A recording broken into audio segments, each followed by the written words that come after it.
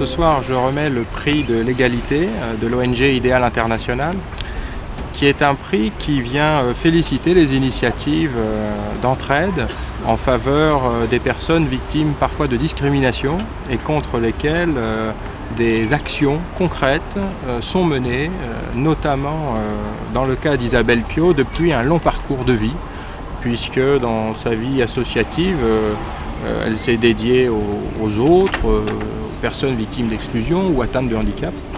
Et on trouve que c'est bien qu'une personne en campagne électorale, donc est liée à l'intérêt général, puisse aussi lutter contre les discriminations. Bien, Idéal, c'est une association loi de 1900 au départ qui, par son activité internationale, est devenue une ONG. On lutte contre les formes contemporaines d'esclavage en apportant dans les pays en voie de développement, dans un peu plus d'une vingtaine de ces pays, du matériel éducatif et sanitaire au profit des personnes les plus vulnérables ou en précarité sanitaire. Et on a une autre action au sein des organisations internationales, au sein de l'ONU. Nous sommes membres du groupe de travail des Nations Unies. On est accrédité au groupe de travail des Nations Unies depuis 2003 à Genève et on vient d'être membre du département des affaires économiques et sociales à New York depuis 2009.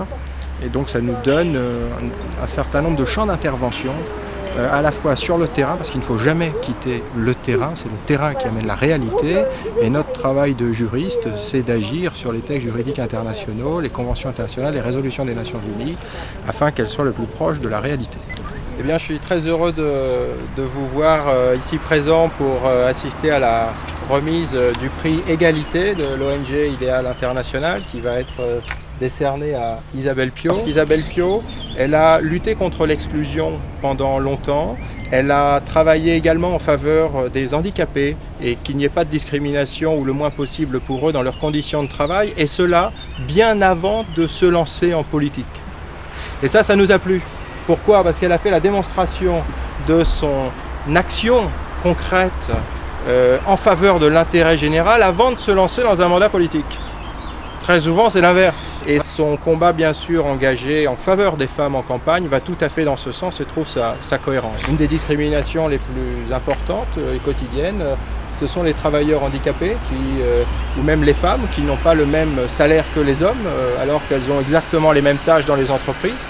Et Isabelle Piot s'est tout à fait incarnée dans ce combat en faveur de cette réconciliation entre la liberté et l'égalité pour qu'elle puisse déboucher sur la fraternité, ce qui est notre devise en France. C'est la raison pour laquelle je suis très heureux de décerner donc à Isabelle Piot le prix d'égalité d'Idéal International. Félicitations.